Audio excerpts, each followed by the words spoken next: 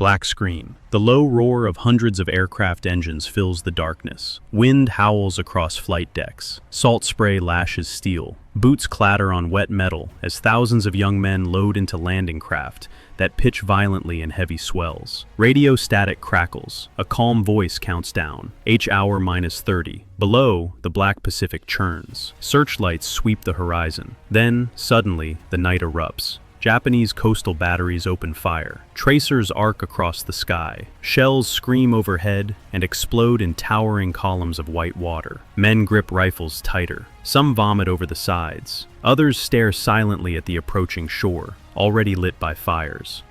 What if ending the war quickly meant killing hundreds of thousands of civilians, but refusing to do it meant sending your sons, neighbors, and brothers to die by the million? This is the story of Operation Downfall, the largest amphibious invasion ever planned, a campaign that would have dwarfed Normandy and Okinawa combined. By mid-1945, Japan's empire was crumbling, yet its military leadership vowed to fight to the last man, woman, and child. American planners faced a nightmare: how to force surrender on an enemy that had turned every island into a fortress and every civilian into a potential combatant. This isn't a story about strategy, it's a story about limits, how far two nations were willing to go when defeat was no longer an option. What you are about to see is not what happened, but what almost certainly would have happened had the atomic bombs not fallen. A clash of two nations pushed to the absolute limit, where victory for one side would have come at a cost so staggering it could have broken the victor as much as the vanquished. Tonight, we walk through the plans, the numbers, the terrain, and the human reality of the invasion that never took place, and uncover why its cancellation remains one of the most consequential what-ifs in history. Summer 1945. The war in Europe is over, but in the Pacific, the Empire of Japan refuses to yield. After 4 years of brutal island hopping, the United States stands just 600 miles from Tokyo. Yet, every mile gained has come at a terrifying price. Iwo Jima, 21,000 Japanese defenders, fewer than 200 taken alive. Okinawa, 110,000 Japanese troops and over 140,000 Okinawan civilians dead in 3 months of fighting. Kamikaze pilots have sunk or damaged hundreds of Allied ships. American commanders now face a stark reality. The closer they get to Japan's home islands, the fiercer the resistance becomes. Operation Downfall was the answer, a two-phase invasion of the Japanese homeland. First, Operation Olympic, the assault on Kyushu, the southernmost island, scheduled for November 1st, 1945. Then, Operation Coronet, the drive on Tokyo across the Kanto Plain in March 1946. Kyushu's geography offered no mercy: rugged mountains, narrow valleys, and few natural beaches suitable for large landings. Terraced rice fields turned to mud in autumn rains. Typhoon season lingered into November. Japanese intelligence had correctly predicted the likely landing zones. Under Operation Ketsugo, Field Marshal Shunroku Hata fortified Kyushu with 900,000 troops, thousands of hidden artillery pieces, and over 10,000 aircraft reserved for kamikaze attacks. Underground tunnels and caves stockpiled ammunition for months of fighting. Civilians were mobilized, schoolgirls trained with bamboo spears. Propaganda promised that every Japanese would take 10 Americans with them. American estimates of casualties climbed steadily: 100,000, 250,000, 500,000 or more. And yet, despite those numbers, Washington moved forward, not because the plan looked survivable, but because no alternative did. If this moment matters to you, acknowledge it with a like. Back to the story. This desperate gamble to avoid a bloodbath on Japanese soil echoes the secret race to build the atomic bomb. The story we told in our episode, The Secret Race to Build the Atomic Bomb, inside the Manhattan Project. The U.S. assembled the largest invasion force in history: over 5,000 ships, 42 aircraft carriers, 14 divisions for the initial assault, backed by millions more in follow-up waves. Logistics strained to breaking point. Every bullet, bandage, and gallon of fuel had to cross thousands of miles of ocean. One detail from intercepted messages haunted American intelligence: the enemy was not running out of men or will. They were preparing to fight longer and harder than anyone had imagined possible. Dawn, 1 November 1945. X-Day. Over 5,000 ships stretched to the horizon off southern Kyushu. The sky is a solid gray ceiling. wind gusts to 30 knots. Waves crash over the bows of the landing craft as the first waves of the U.S. 6th Army approach the beaches at Miyazaki and Kushikino. From the air, the view is apocalyptic. B-29s and carrier aircraft have been pounding the coast for weeks. Yet as the bombardment lifts, Japanese guns hidden in caves and reverse slopes open fire with chilling accuracy. Shells straddle the fleet. Destroyers weave through waterspouts. Landing craft take direct hits and vanish in fireballs. Intelligence had warned of heavy defenses, but the scale shocks even veterans of Normandy and Okinawa. Over 5,000 kamikaze aircraft wait at concealed airstrips, fueled and armed. By noon, the first assault divisions are ashore but pinned down. Beachheads measure only a few hundred yards deep. Casualties mount fast, 4,000 in the first 6 hours. Then the weather turns.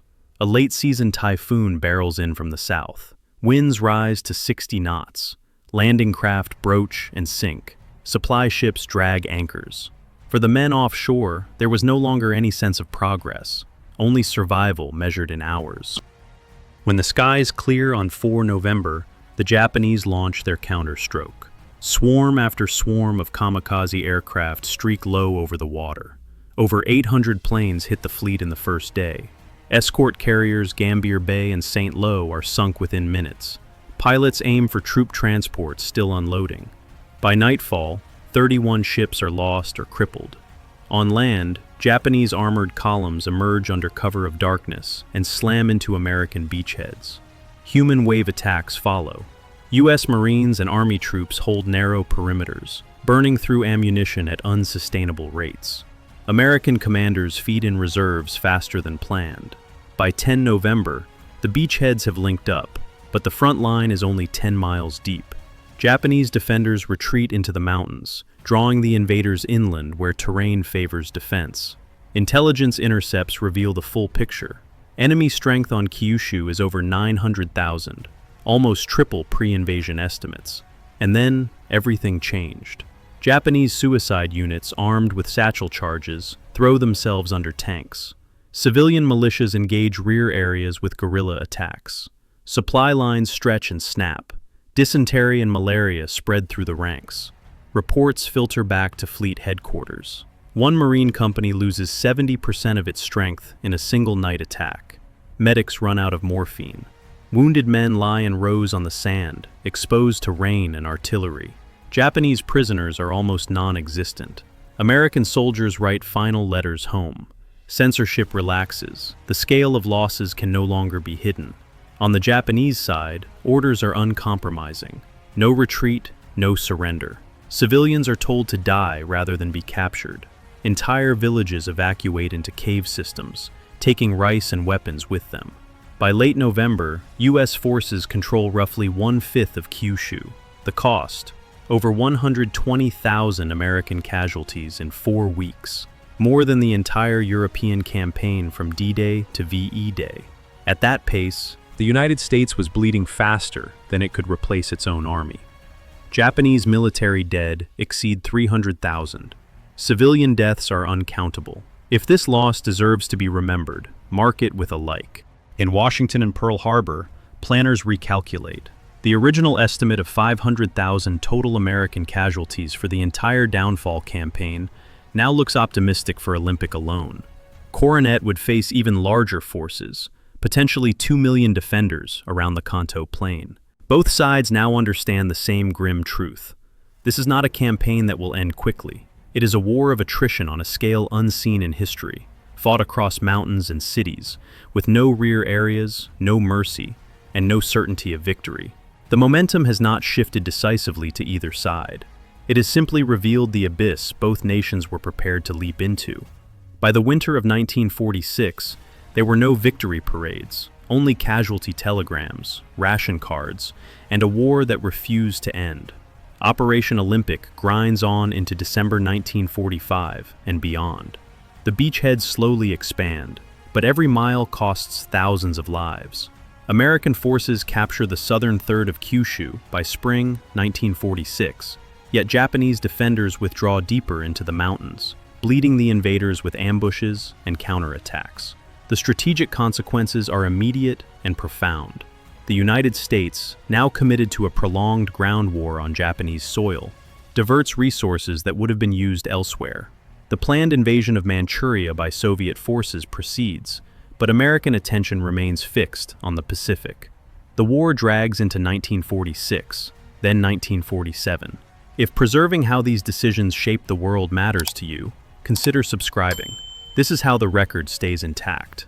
Japan's military leadership misunderstood one critical factor: American willingness to sustain such losses. They believed the U.S. public would force a negotiated peace once casualties mounted into the hundreds of thousands. Instead, outrage over kamikaze attacks and reports of civilian militias hardens American resolve. War bonds sell at record rates, conscription expands, long-term ripple effects cascade across the post-war world. The extended fighting depletes American manpower and materiel on a scale that delays European reconstruction. The Soviet Union, facing less pressure in Asia, consolidates greater control over Manchuria and northern China. The Cold War begins earlier and with sharper edges. Casualty projections for the full Operation Downfall reach unimaginable heights. American estimates climb to between 1 and 2 million total casualties, including up to 500,000 dead. Japanese losses, military and civilian, are projected in the 5 to 10 million range. Famine stalks the home islands as the blockade tightens. The atomic bomb, successfully tested in July 1945, becomes the only viable alternative to this slaughter. Its use in August forces surrender before Coronet can launch. The invasion that never happened casts a long shadow. It reminds us how close the world came to a catastrophe that would have dwarfed every previous battle in history. The hidden truth of Operation Downfall is not the scale of the plans, nor the staggering casualty estimates, nor even the ferocity both sides were prepared to unleash. It is quieter, colder, and far more unsettling. American intelligence had gravely underestimated Japanese strength on Kyushu. Pre-invasion estimates placed enemy troop numbers at around 300,000 to 500,000. In reality, by November 1945, Japan had quietly moved nearly 900,000 soldiers to the island, almost triple the highest figures in U.S. planning documents. Japanese commanders had correctly identified the exact landing zones months in advance, using aerial reconnaissance and logical deduction. They reinforced accordingly, shifting divisions from Manchuria and China under cover of night and radio silence. The overlooked factor was time. Every month the war continued, Japan fortified deeper, trained more civilians, and stockpiled more ammunition. Every delay made invasion less survivable, and surrender less likely. The irony history almost forgot is this: the very strategy meant to minimize American losses, waiting for complete naval and air supremacy before invading, handed Japan the opportunity to make any invasion catastrophically expensive. Had the atomic bombs not been ready, or had the decision been made to press ahead regardless, Operation Downfall would not have been a hard-fought victory. It would have been a meat grinder without parallel, one that might have left both nations shattered for generations. The beaches of Kyushu remain quiet today. Tourists walk the sand where millions would have fought and died. Memorials stand in silence. The war ended not with a final amphibious assault, but with 2 flashes in the sky and an emperor's voice on the radio. If you're watching from a place touched by this war, or if someone in your family served, you're welcome to say where. History turned on a razor's edge. The plans for downfall gathered dust in archives. Casualty projections filed away, the invasion fleet dispersed. Yet the shadow lingers. If the bombs had not fallen, history would not remember a decisive invasion, only a slow collapse into slaughter. Next time, we dive into the frozen hell outside Moscow in the winter of 1941, the Red Army's winter counteroffensive, how a city on the brink of falling turned the tide and delivered Hitler's first major defeat.